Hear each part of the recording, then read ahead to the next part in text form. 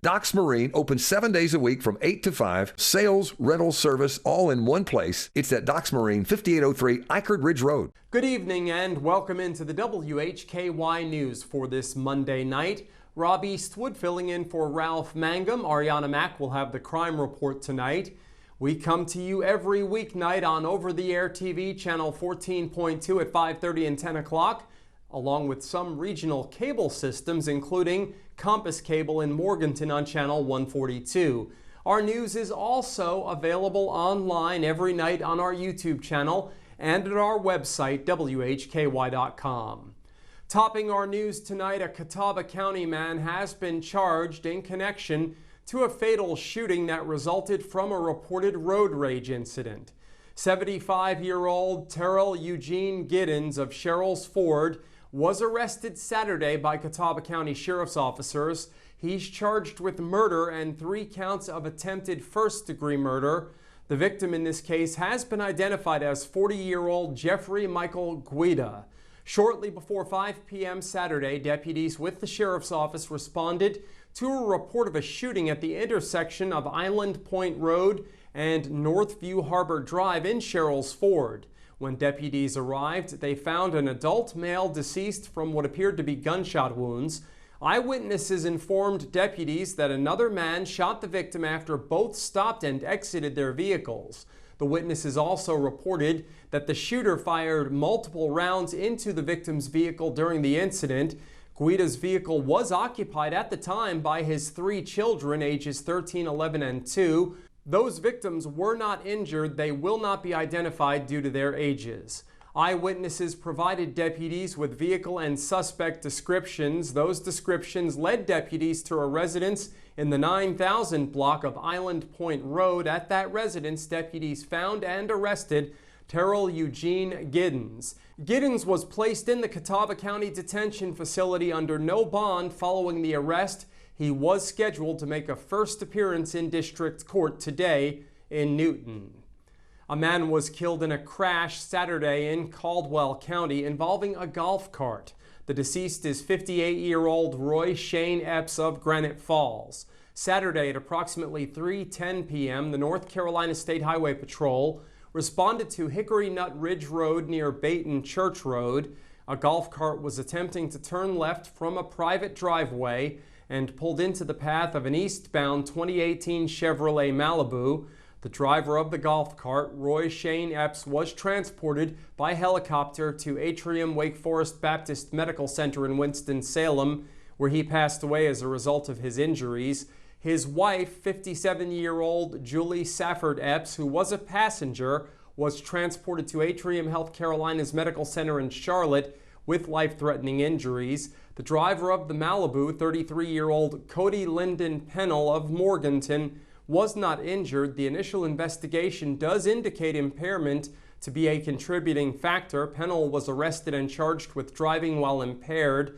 Additional charges are pending upon completion of the ongoing investigation and consultation with the district attorney's office. During the on-scene investigation, the roadway was closed in the area for approximately 1 hour. An Alexander County resident was killed in a crash in Wilkes County. The deceased is 71-year-old Richard Wayne Earp of Taylorsville. At approximately 12:40 p.m. Friday, Highway Patrol responded to North Carolina 16 near Knollwood Drive in Wilkes County. A 2000 Jeep Grand Cherokee traveling south on North Carolina 16 crossed the center line and collided head-on with a northbound 2023 Ford Explorer.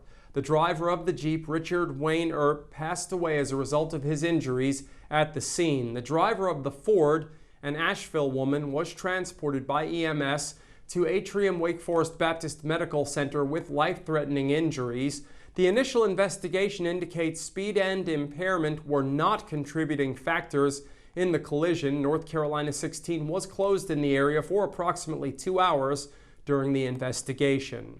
And we certainly send our condolences to the families of the victims in both of those fatal crashes over the weekend.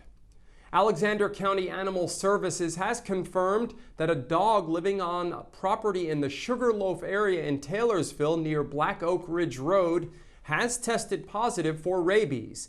This is the third case of rabies this year in the county. The first was diagnosed in a cow. The second was confirmed in a skunk. The dog had been exhibiting signs consistent with rabies and later died while under the care of a veterinarian. Samples from the unvaccinated dog were sent to the North Carolina State Lab to be tested for rabies. Upon receiving the positive results, the family owning the dog and the veterinary team treating the dog were alerted to the potential for human exposure. Get more on this and tips on how to spot and prevent rabies in this story at WHKY.com.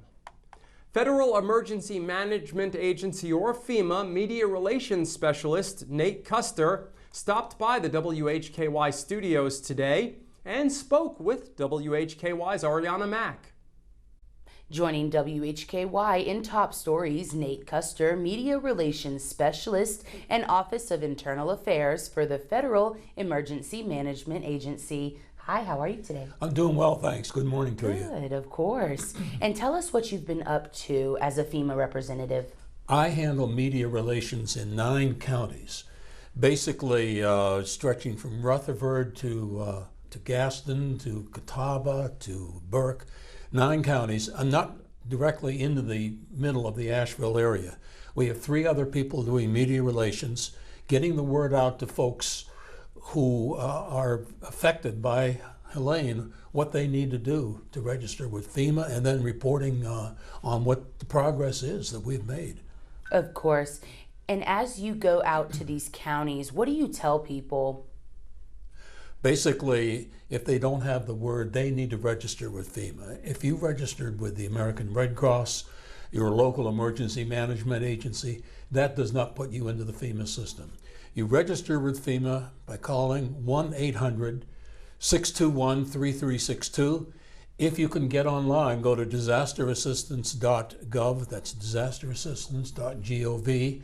If you have the capability with a smartphone to download apps, there is a FEMA app that you can get, and you can use that to register. Beyond that, we are beginning to open what we call disaster recovery centers. We call these facilities one-stop shopping. We've opened one in Marion in McDowell County last week, and that is opened from 8 to 6, 7 days a week.